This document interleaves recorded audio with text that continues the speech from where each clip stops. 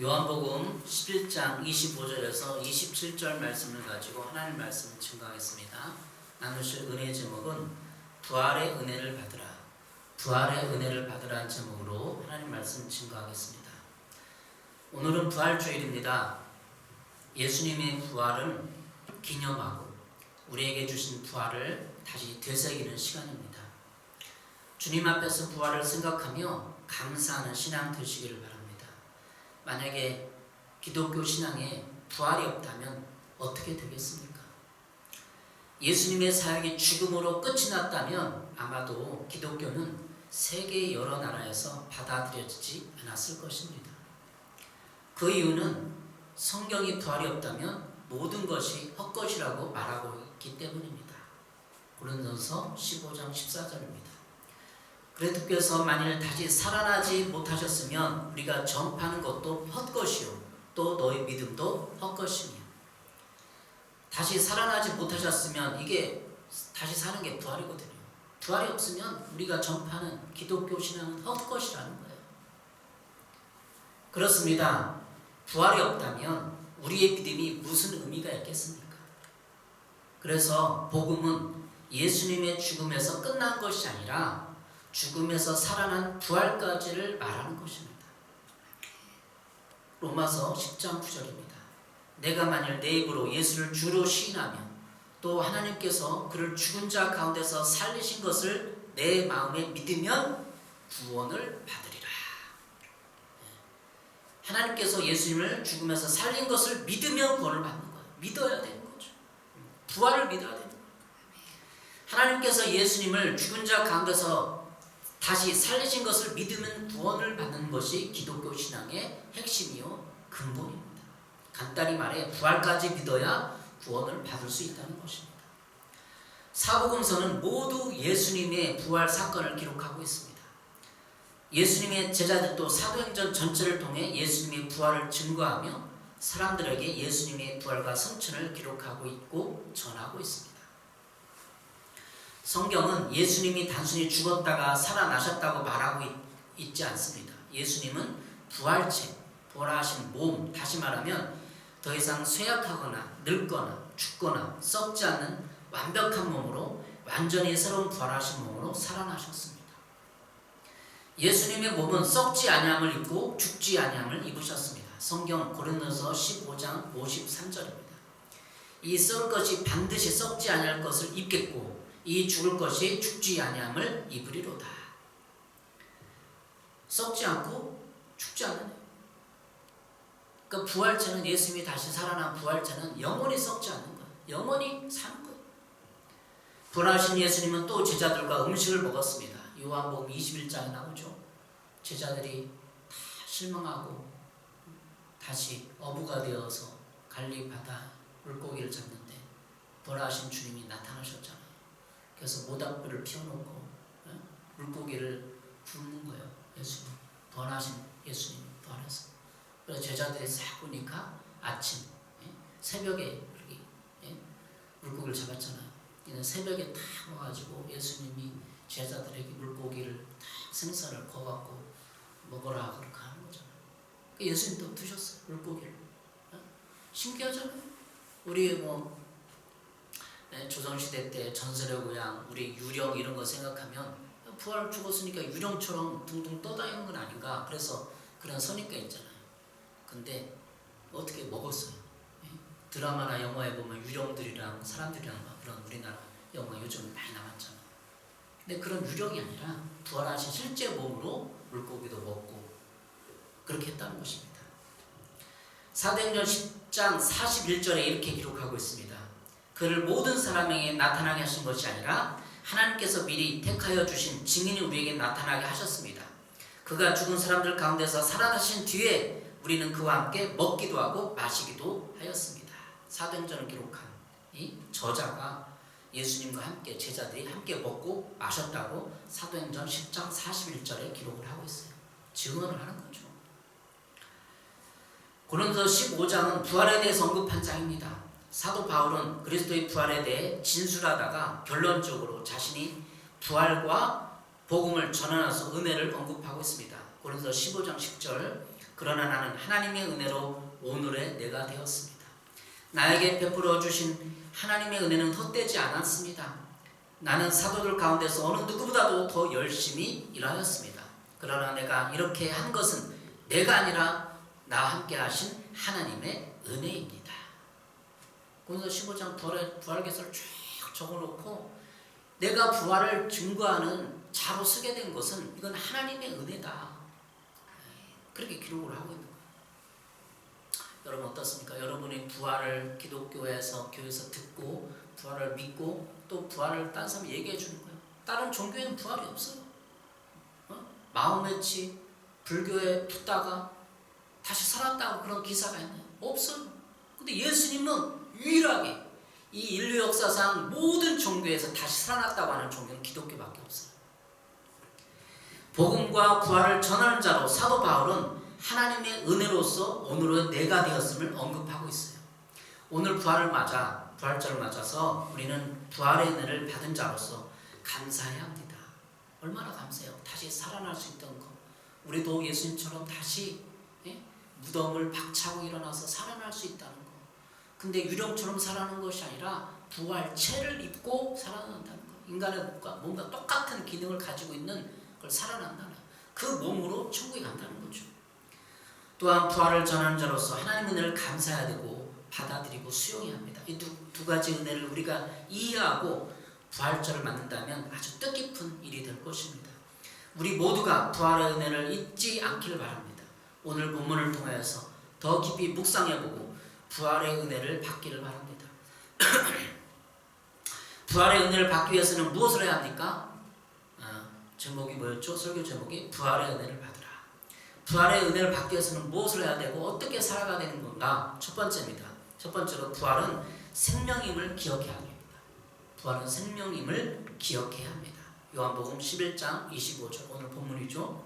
예수께서 이르시되 나는 부활이요 생명이니 나를 믿는 자는 죽어도 살겠고. 우리는 예수님의 부활이 어떤 유령처럼 영체가 아니라 유령이 아니라 몸을 가지고 실제로 먹고 마실 수 있음을 찾아보았습니다. 그래서 부활에는 생명체처럼 실제 그렇게 생명을 수여한 것이라는 것을 알 수 있습니다. 또한 생명이 있어서 예수 그리스도를 믿는 사람은 죽어도 산다는 진리를 받아들여야 합니다. 죽어도 산다는 것은 인생의 모든 것의 해답입니다. 수많은 장례식장에서 사람들은 절망하거나 반대로 소망을 품습니다. 죽음 이후에 우리가 사랑하는 사람들과 다시 만날 수 있다는 소식은 믿는 우리들에게는 죽음의 절망을 이기게 합니다. 그런데 죽음 이후에 아무것도 없다고 믿는 사람들은 허무하고 절망스럽습니다. 죽음이 한이 됩니다. 여러분은 예수 그리스도의 부활에 참여하는 주의 자녀들이기 때문에 우리는 죽음을 이긴 사람들입니다. 부활의 메시지는 우리에게 소망을 줍니다. 그리고 부활을 믿는 사람들은 날마다 생명력을 공급받는 실체가 부활입니다. 우리가 부활 계란을 사람들에게 선물로 나눠주는 이유는 여기도 준비됐는데 이 부활 계란을 통해서 이들이 부활과 생명을 알고 그 생명을 받아보길 바라는 마음을 전하는 것입니다. 여러분 인류 역사상 장례식 다 가보거나 그러면 너무나 눈물이 많고 고통이 많고 회환이 많고 그러잖아요. 사랑하는 아내와 가족들과 헤어진다는 게 얼마나 절망이고 슬픕니까? 그러나 우리에게는 천국 가서 죽음이고 다시 만날 수 있다는 소망이 있기 때문에 담담할 수 있고 그 눈물을 통해서도 슬픔은 슬퍼할 수 있죠. 우리는 기독교인들도 장례식장 가서 슬퍼할 수 있지만 정과 사랑을 나눴던 추억을 되게 슬퍼할 수 있어요. 울지 말라는 게 아니에요. 천국에 가서 다시 만날 것을 소망을 품게 되는 거예요. 그래서 부활은 생명이 있는 거예요. 다시 천국에 가서 만날 수 있다는 그 생명, 다시 태어난다는 거 아니에요. 생명이라는 것은. 요한복음 14장 6절에도 예수님께서 말씀하셨어요. 예수께서 이르시되 내가 곧 길이요 진리요 생명이니.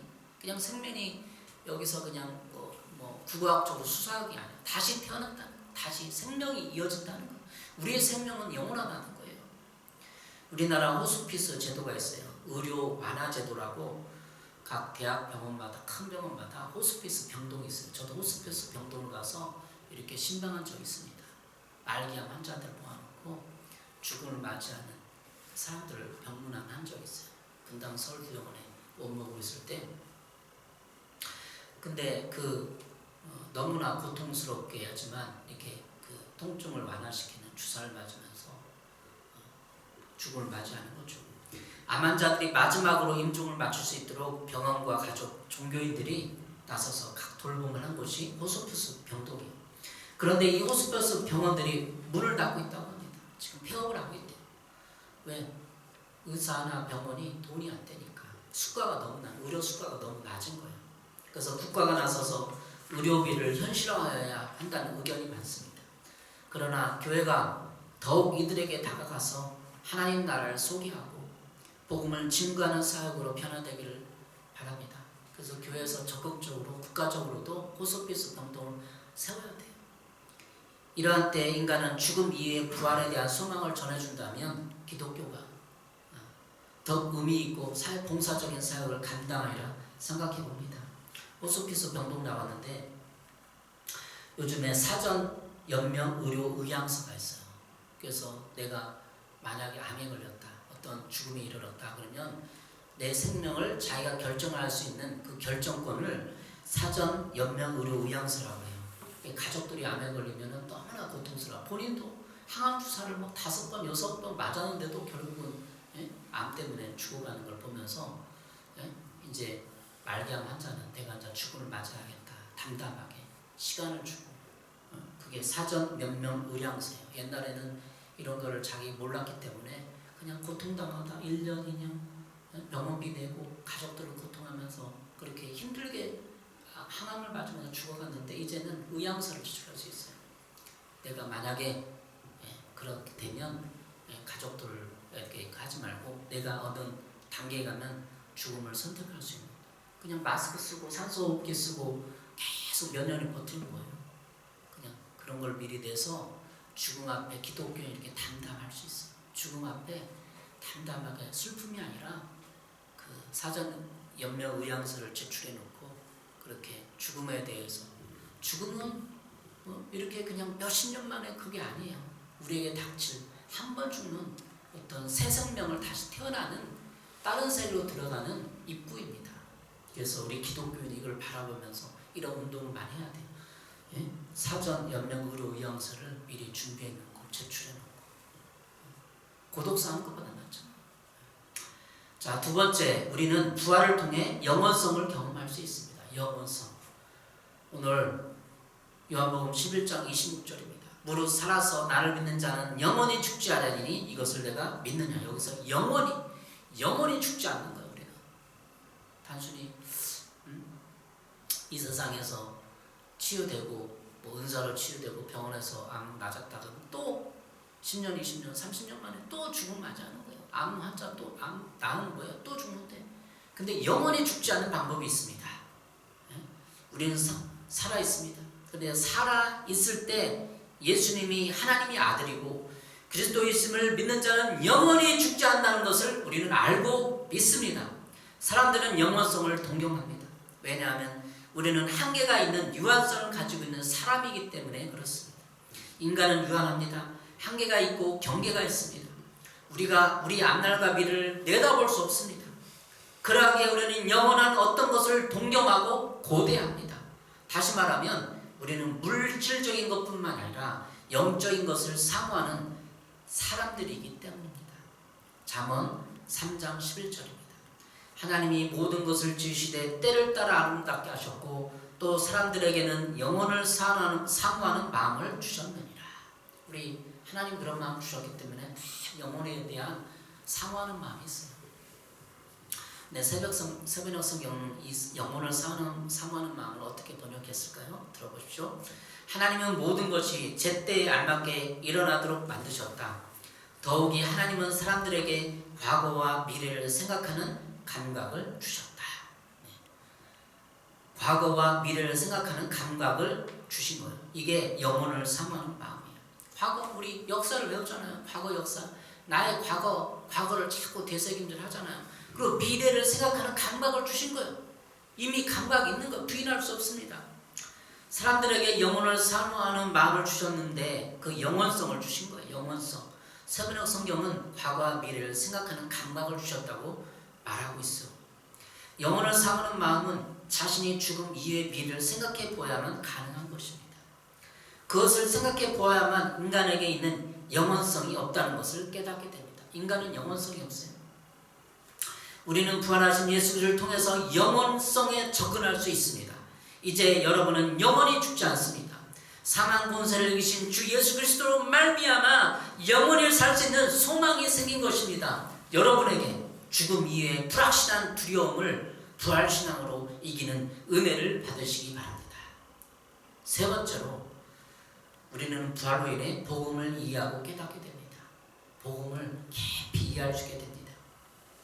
마르다에게 질문했습니다. 26절에 내가 이것을 믿느냐? 그래서 요한복음 11장 27절 이르되 주여 그러하다. 주는 그리스도시요 세상에 오시는 하나님의 아들이심을 내가 믿나이다. 이걸 믿어야 돼. 부활을 맛보고 싶은 사람은, 영혼의 성에 맞닿고 싶은 사람은 이걸 믿어야 돼. 예수님을 믿으면 영원히 죽지 않는다는 사실을 마르다에게 질문하고 있는 것입니다. 27절 마르다의 대답은 복음의 핵심을 이해하고 그 자신이 믿겠다고 결단하는 것입니다. 또 그 대답에서 복음의 핵심을 담고 있는데 주님이 그리스도시요 하나님의 아들이심을 고백하고 있습니다. 그런데 그 주님은 본문에서 다시 부활할 수 있다는 겁니다. 부활한다는 겁니다. 그리고 말했잖아요. 마르다에게 말했잖아요. 자기 동생 나사로가 자기 오빠 나사로가 살아났잖아. 무덤을 열고 나왔잖아. 나사로야 나오니까 무덤문이 확 열리고 돌문이었죠. 우리나라 틀린 돌문을 열고 나왔잖아요. 그래서 부활까지 믿는 것이 온전한 복음을 받아들이고 이해하는 것입니다. 믿어야 됩니다. 저 언젠가 한번 예화로 든 적이 있는데 차가 사고가 나고 저기 공장에 맡겼어요. 공업사에 맡겼는데 그분이 그러더라고요. 왜 이렇게 비싸게 나왔습니까? 그러니까 그분이 믿어야 됩니다 목사님. 목사님한테 믿음을 감추더라고요. 믿어야 돼요 목사님. 그렇게 이제 목사님을 누가 소개가 안 하는 거예요. 차가 왜 이렇게 많이 나왔어요? 이거 그게 안 나올 것 같은데요. 막 그랬더니 그렇게 믿어야 된대.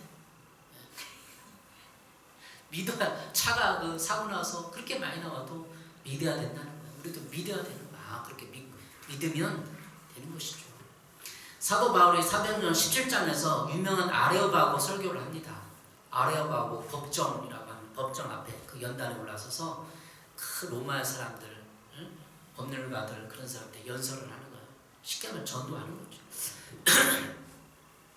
그 연설에서 아직 복음을 받아들이지 않는 사람들에게 복음을 받을 수 있는 쉬운 내용으로 복음을 풀어주고 있습니다. 사도행전 나오죠. 사도행전 17장 22절 23절입니다. 바울이 아레바오 법정 가운데서 이렇게 말하였다. 아테네 시민 여러분, 내가 보기에 여러분은 모든 면에서 종교심이 많습니다. 내가 다니면서 여러분이 예배하는 대상들을 살펴보는 가운데 알지 못하는 신에게라고 새긴 제단도 봤습니다. 그러므로 나는 여러분이 알지 못하고 예배하는 그 대상을 여러분에게 알려드리겠습니다. 사도 바울은 복음을 전하는 새로운 아이디어를 알지 못하는 신을 이해하고 있는 거예요. 사도 바울이 그 아레오바고 법정 가운데 딱 가니까 거기에 무슨 많은 신상들이 서 있는 거예요. 로마, 그리스, 히랍에 보면 다 신들이 사람 형상을 하고 있잖아요. 세워놓고 맨 그 귀퉁이 가니까 알지 못하는 신이라고 새긴 제단이 있는 거죠. 왜? 로마는 다신교였기 때문에 수많은 신을 섬기고 그 신들이 자기들에게 복을 주고 그 신을 섬기지 않으면 재앙이 온다 그런 생각을 가지고 있었어요. 그래서 혹시나 우리가 알지 못하는 신에게 또 제사 안 지내고 섬기지 않으면 자기들이 재앙을 당하고 해코지를 당할까봐 알지 못하는 신도 섬기고 그렇게 했다는 거예요. 사도 바울의 아이디어를 얻은 거예요. 알지 못하는 신. 사도행전 17장 24절 25절입니다. 우주와 그 안에 있는 모든 것을 만드신 하나님께서는 하늘과 땅의 주님이시므로 사람의 손으로 지은 신전에 거하지 않으십니다. 또 하나님은 무슨 부족한 것이라도 있어서 사람의 손으로 섬김을 받는 것이 아닙니다. 그분은 모든 사람에게 생명과 호흡과 모든 것을 주시는 분이십니다.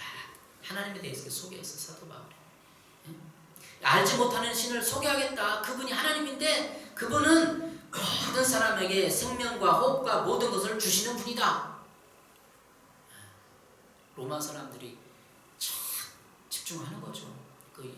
거기에는 법정 앞이기 때문에 변호사도 있고 법률가들도 있고 철학가들도 있고 그럴 거 아니에요. 알지 못하는 신을 소개하겠다. 그것은 하나님이다.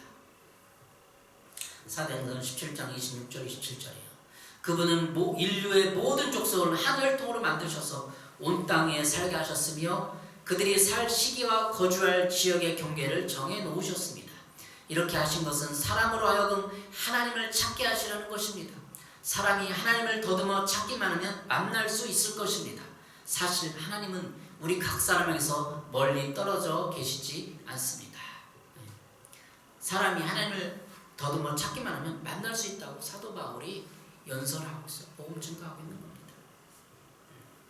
사도행전 17장 30절 31절입니다. 하나님께서는 그 무지의 시대는 눈 감아 주셨지만 이제는 어디에서나 모든 사람에게 회개하라고 명하십니다. 그것은 하나님께서 세계를 정의로 심판하실 날을 정하셨기 때문입니다. 세계를 심판하실 날을 정했다고 사도 바울은 선포하고 있어요. 그래서 과천과학관에 있어요. 과천과학관에 그 관장님이 기독교인이에요. 그래서 유튜브를 들어봤어요. 관장님이 지금 인류 역사를 어떻게 딱 하는지 들어봤어요. 과학자가, 우리나라 최고의 과학자가 고생대, 중생대, 신생들을 나눠서 얘기를 하고 있는데 인류 기후 변화가 인류를 망하게 할 것이다 예견을 하고 있어요. 그래서 그분이 기독교인이고 과학자지만 플라스틱 같은 거 쓰기를 줄이고 기후를 우리가 조절할 수 있다 희망을 주고 있어요. 여러분 어떻게 생각하세요? 기후 변화 때문에 이미 기후학자들이 10년 후면 인천 앞바다고 저기 세계가 이렇게 잠길 거라고 예견하고 있어요. 과학자들이, 기후학자들이 이렇게 예견하고 있어요. 어떻게 생각하세요? 10년 후면 하나님께서는 성경에 분명히 세상을 심판하실 날을 정하셨다고 말하고 있습니다. 하나님께서는 자기가 정하신 사람들을 내세워서 심판하실 터인데 그를 죽은 사람들 가운데서 살리심으로 모든 사람에게 확신을 주셨습니다. 사도행전 17장 30절 31절 세 번역 성경이에요. 복음의 핵심이 그를 죽은 사람들 가운데 살리심으로 죽은 사람들과 살리신 게 부활이거든요. 그 부활을 이야기하고 있습니다. 어떻습니까? 사도 바울 아르바고 법정 연설에서 여러분의 복음의 과정과 핵심을 이해하셨습니까? 복음의 핵심은 십자가의 피의 공로가 있습니다. 또한 그것을 사도 바울은 누구나 쉽게 알지 못하는 신을 통하여 복음에 접근하고 있습니다. 우리 인생이 알지 못하는 신에게 제사드려야 하는 두려움과 불안에 시달린다면 부활의 은혜를 받으시기 바랍니다. 여러분 그런 뉴스 기후학자들이 MBC 뉴스에 많이 나왔어요. MBC 뉴스 해갖고 기후 변화 이런 거 다 보세요. 다 나왔어요. 이미 두렵지 않아요? 10년 후가 두렵지 않으세요? 그럼 우리가 그런 두려움에 시달리지 말고 기독교의 부활 신앙을 받아들이면 돼요. 다시 산다는 거. 살아서 예수님을 그리스도로 하나님의 아들로 믿고 고백하면 영원히 죽지 않습니다. 로마서 10장 9절 내가 만일 내 입으로 예수를 주로 시인하며 또 하나님께서 그를 죽은 자 가운데 살린 것을 내 마음에 믿으면 구원을 받으리라. 그것이 부활의 결과예요. 부활의 결과는 부활체로 부활의 은혜로 받아들이기 위해서는 결과를 믿어야 돼요. 부활의 결과를 믿어야 돼요. 베드로서 1장 3절 예수 그리스도를 죽은 자 가운데서 부활하게 하심으로 말미암아 우리를 거듭나게 하사 산 소망이 있게 하시며 우리를 거듭났다는 것이 거듭났다는 게 무슨 뜻이에요? 저 옛날에 청년 때 잘 보고 거듭난다? 다시 태어난다는 거예요. 다시 태어난다. 하나님은 예수님의 부활을 통해 우리를 거듭나게 다시 태어나게 하신 것입니다. 우리 몸은 아직 예수님의 새 몸과 같지는 않지만 우리 영은 이미 새로운 부활의 능력으로 되살아났습니다. 우리는 예수님의 부활로 새로운 영이 태어났습니다. 우리가 예수 믿으면 새 생명을 준다고 하잖아요. 뭐가 태어났어? 우리 영이 태어난 거예요. 그래서 이제는 영이 깨어나서 활동해야 합니다. 어디 그 부흥집회 가는데 영 깨라 영 깨라 그러잖아요. 영이 태어났어요. 태어났는데 잠들고 있는 거예요. 그래서 영 깨워야 됩니다. 우리가 뭘 생명을 받았다고 영을 다시 태어난 거예요. 예수 그리스도를 통해서 우리 영이 다시 죽었던 영이 다시 태어난 겁니다. 살아난 거죠. 이 영의 활동을 깨워야 합니다. 그래야 내가 이 땅에 영적인 삶이 시작되는 것입니다. 부활의 능력은 우리가 마땅히 살아야 할 바대로 살도록 도와줍니다. 기독교인처럼 예수 믿는 사람처럼 살게 도와주는 거예요. 더 나아가 예수님의 부활은 우리 하나님과의 바른 관계를 보장합니다. 영이 태어나서 하나님 영이니까 우리가 영이 교제할 수 있는 능력이 영을 깨워야 되는 거죠. 영이 생명처럼 자라나 성장해야 되는 거죠.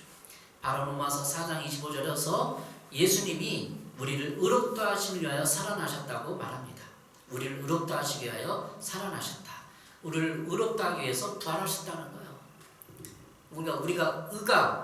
우리가 하나님 보시기에 우리가 의로우니까 옳으니까 죄가 없으니까 영적인 교제가 시작되는 거죠. 살아있다는 거예요. 우리가 부활하는 마지막 부활 때 우리는 현재 예수님이 입으신 몸과 똑같은 새로운 몸을 입게 될 것이에요.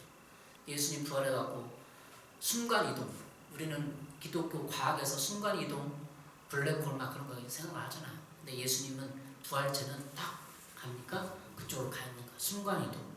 그리고 육체를 입으시고 먹고 마실 수도 있고 그게 부활체. 그러면 데살로니가전서 데살로니가 그때 부활한 몸 이런 걸 기록하고 간단히 얘기하면 죽은 인류 모든 사람들이 예수님 재림 때 무덤에서 다 같이 부활하는 거예요. 다 같이. 우리 이 땅에 살고 있는 사람 예수님이 재림하면 부활하신 몸으로 변화되는 거예요. 변화된다고 하잖아요. 그래서 그 부활한 몸들이 다 하나님 앞에 백보자 심판대 앞에 가서 심판 이후에 천국과 지구로 나눠지는 겁니다.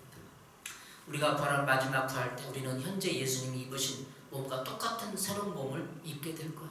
그러니까 유령으로 돼서 그렇게 천국 가는 게 아니에요. 부활체를 입고 가는 겁니다. 여러분 어떻습니까? 세 가지를 기억하시기 바랍니다. 부활은 생명인을 기억해야 합니다. 어떻게 부활의 은혜를 받죠? 생명인을 기억해야 돼요.